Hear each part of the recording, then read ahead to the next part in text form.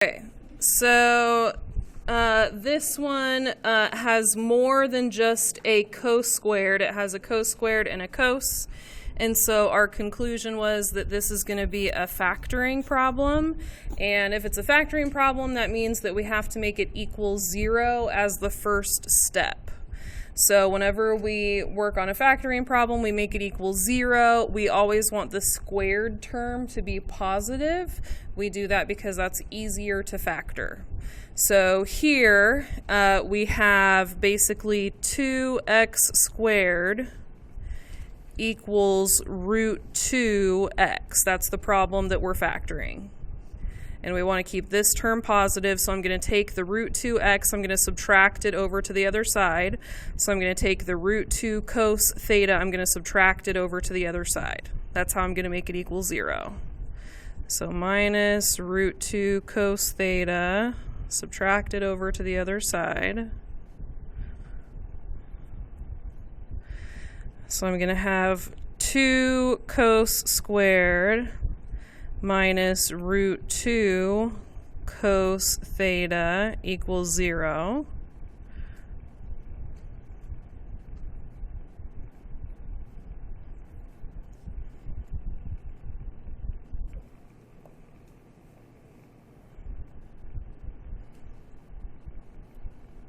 And can you guys tell what the GCF would be?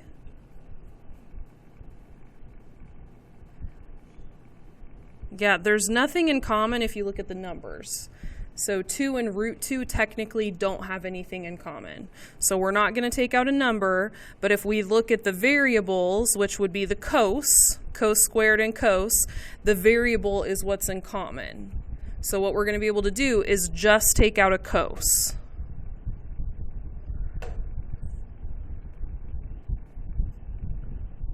So over here, that would be like just taking out an x. So if we were to just take out an x, that would leave behind a 2 times an x minus the root 2. That's what that would leave behind if we were doing this with just like regular algebra. So over here, when we take out a cos, we're going to take one cos away from here, and we're going to take the cos away from there, and then just write what's left. So we're going to be left with 2 cos theta minus root 2.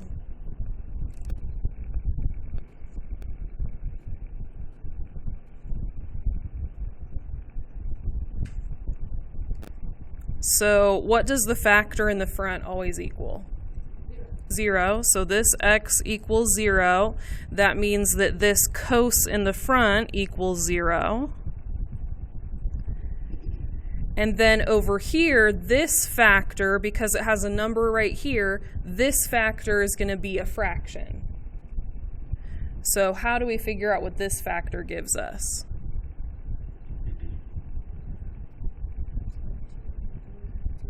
So it's going to be positive, right, because we do the opposite sign. So we do positive root 2 divided by 2. So positive root 2 divided by 2. So then we'll go over here, we'll do the same thing with the trig. Cos theta is positive root 2 divided by 2.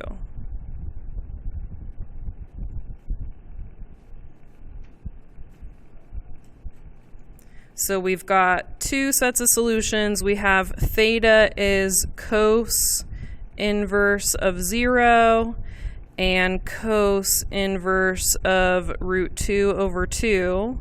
So when we look at our unit circles, since we have cos, we're going to look at where the x-coordinate is 0. Where is the x-coordinate 0? Is the x-coordinate 0? Oh, pi halves. Okay, so pi halves and 3 pi halves. Okay. And then where is the x-coordinate root 2 over 2?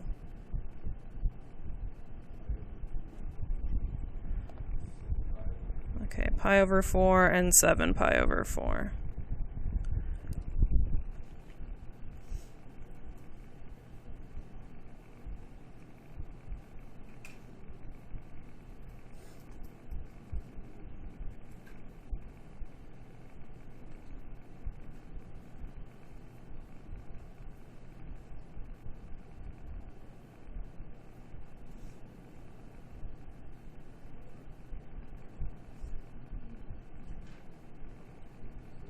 Okay. Is there another one we need to do in 1 through 6? Number 6?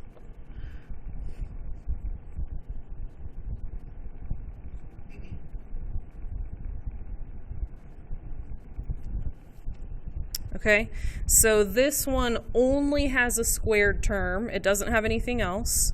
So we said if it only has a squared term, how do we solve it?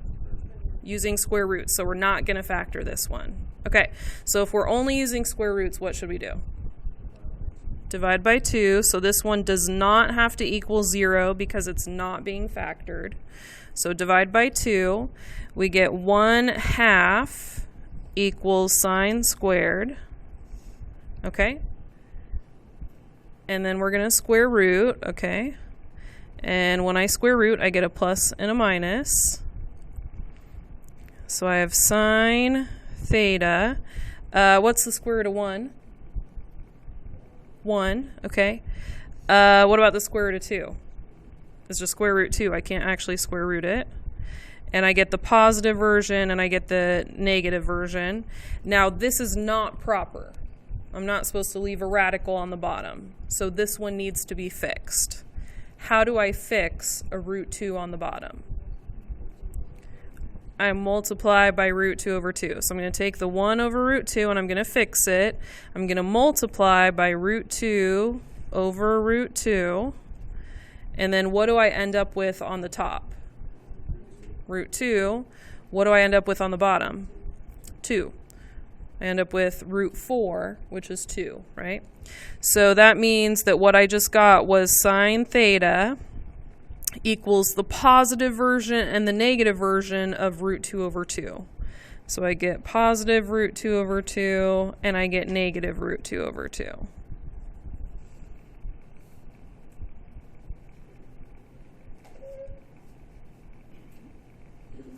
So as you're doing these, just remember that somehow the answers that you get are going to be the answers on the unit circle, and that's kind of a clue. So if it's a sine or a cos problem, you're going to get 1/2, root 3 over 2, root 2 over 2, 0, or 1. If it's a tan problem, you're going to get 0, 1, undefined, root 3, or root 3 over 3. So keep in mind you only have certain answer choices in all of math that are possible. You're not going to get 5 as an answer choice. You're not going to get root 17 as an answer choice. You're not going to get any funky decimals as an answer choice. You only have certain answers you can possibly get. And so that's kind of nice because it'll be a little bit like cheating as you go. You know what answers you're kind of going for as you do these. All right, so if we look at this, we have theta equals sine inverse of root 2 over 2 and sine inverse of negative root 2 over 2. So we are looking at the unit circle where the y coordinate is positive root 2 over 2 and negative root 2 over 2. And where does that happen?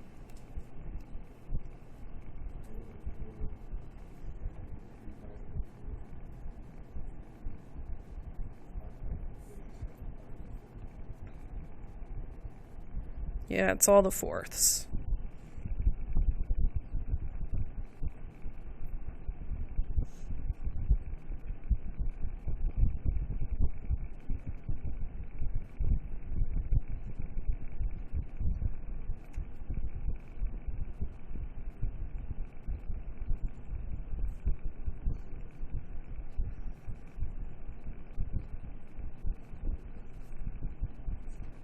Okay.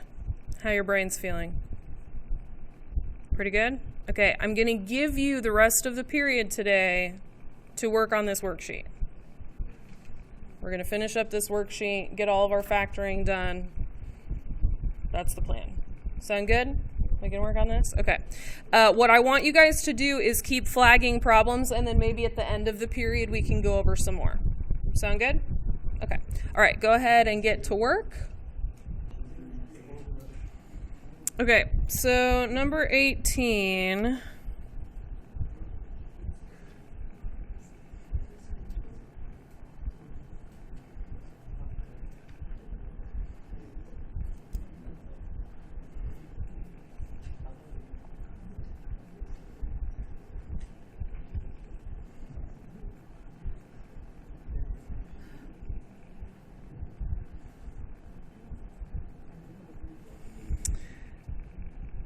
how should number 18 be started?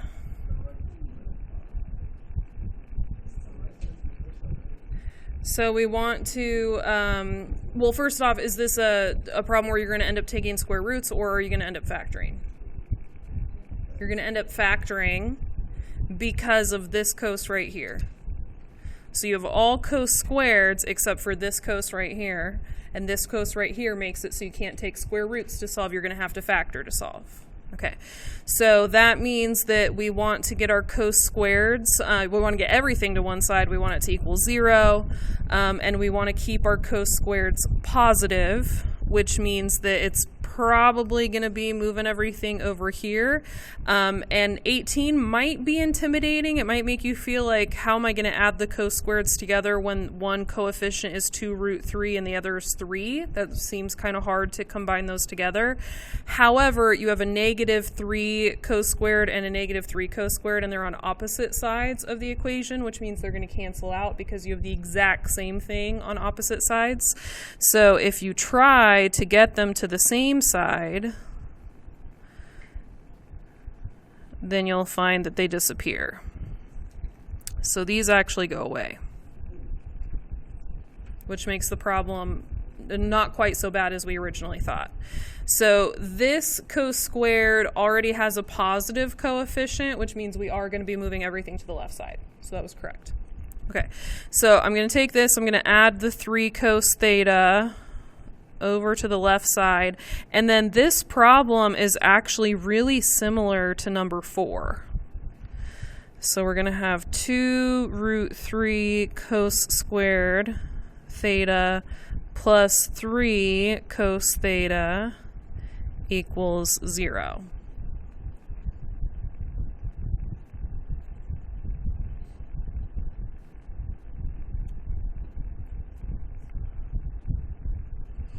And then if we compare this back to number 4, we can see that number 4 also had a cos squared and a cos. It also had 2 numbers, one with a radical, one without, but where the numbers were the same, a 2 and a root 2. This one has a 3 and a root 3. So it's going to be done in a similar way. So when we did this problem, we took out a GCF of cos, but we could not take a GCF out of the number. Same thing that we're going to do on number 18. We're going to take a GCF out of a cos, but we're going to leave the numbers in there because a root 3 and a 3 do not have anything in common. So take out a cos, but leave the numbers. And then here, if I take out one of the coses, there's one left behind. So 2 root 3 is left behind. And then here, if I take out the cos, then all that's left behind is the number.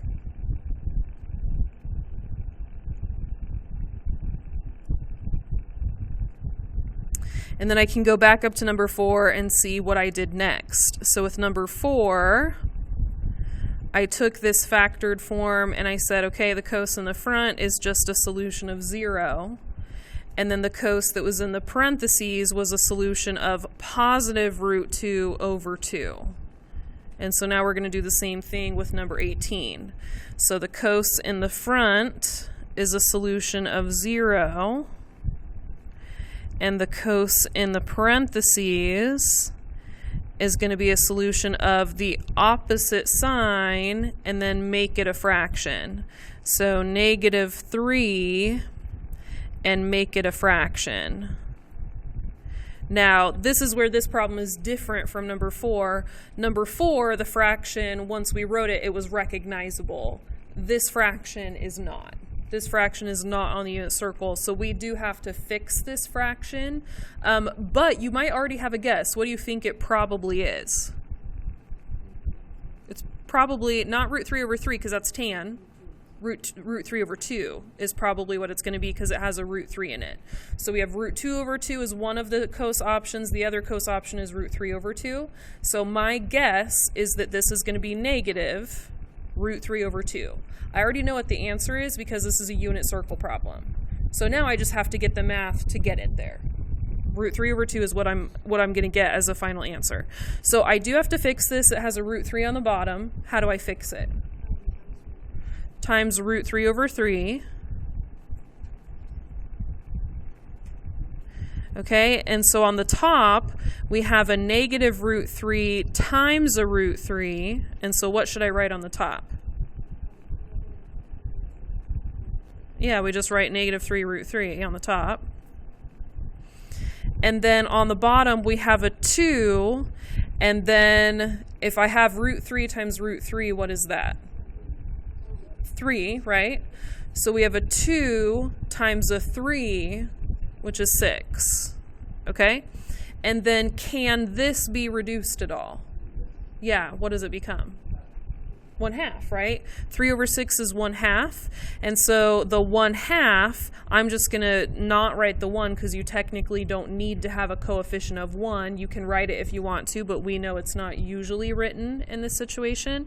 So 1/2, I'm just going to write as the negative root 3 over 2. And then it's exactly what we expected. It's that recognizable fraction on the unit circle like we're used to seeing. So at this point, we have that theta is cos inverse of 0, and it's also cos inverse of negative root 3 over 2. So where is the x-coordinate 0? Pi halves and 3 pi halves, okay? And then where is the x-coordinate negative root 3 over 2? 5 pi 6 and 7 pi 6. Okay. There's the answers. Okay. The other one we said 15 and what was the other one? 17? 15, 16, 17? Okay. So let's do 15.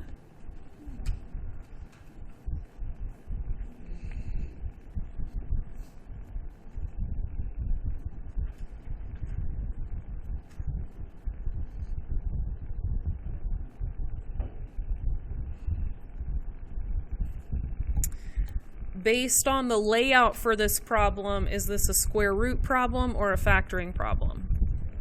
This is a factoring problem. It already equals 0, so it's already ready to go, but it is written in the wrong order. We should have the squared term first, then the not squared term, then the number. So I'm going to fix the order.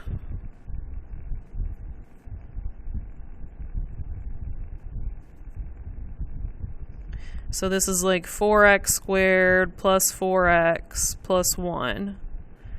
That's what it's kind of like we're doing.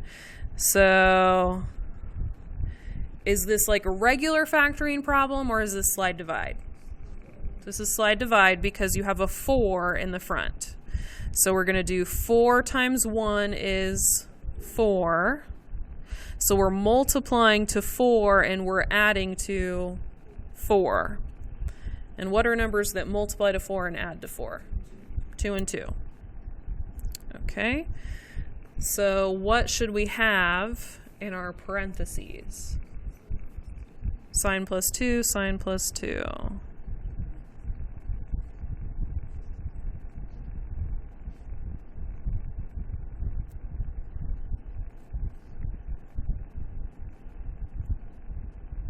Okay.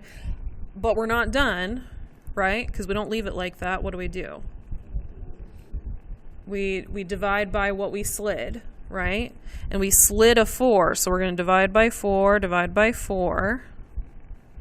And now this doesn't always happen in a slide divide problem, but we have two fractions that can actually be reduced, and after you reduce them, they stay fractions. They don't become whole numbers. So what do these fractions become? 1/2. So this would be x plus 1/2, x plus 1/2.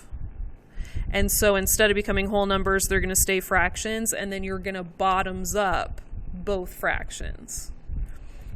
So I'll write that with the signs.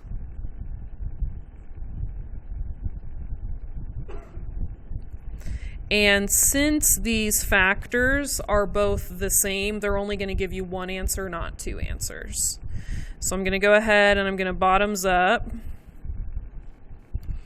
So I get 2 sine theta plus 1 2 sine theta plus 1. And so what is my solution for sine theta? -1 divided by 2, or -1/2. You can see it a little bit more clearly in this step. So my answer is -1/2.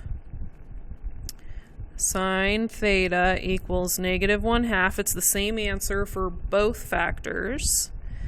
So theta equals sine inverse of -1/2. And where on the unit circle is there a y coordinate of -1/2? 7 pi 6 and 11 pi 6.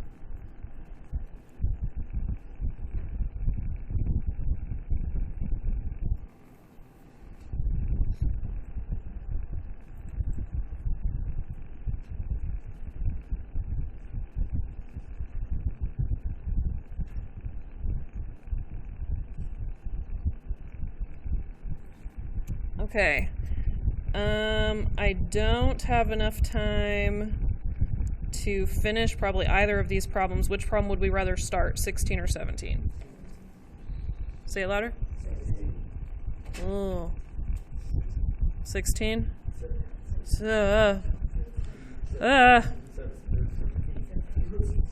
Okay, let's do 16 and then I can look at another one tomorrow. So 3 tan squared equals 2 tan squared plus 3. We've got a tan squared on both sides, so is this a factoring problem or a taking square roots problem? It's a taking square roots problem. So first thing I'm going to do is I'm going to get all the variables to one side, which in this case is all the tans to one side. So what should I do? Subtract the 2 tan squared. And if I have 3 tan squared, subtract 2 tan squared, that just gives me 1 tan squared. So I have 1 tan squared equals 3. And I should square root each side. And how many answers do I have when I square root? 2. I have the positive version and the negative version. So plus or minus root 3.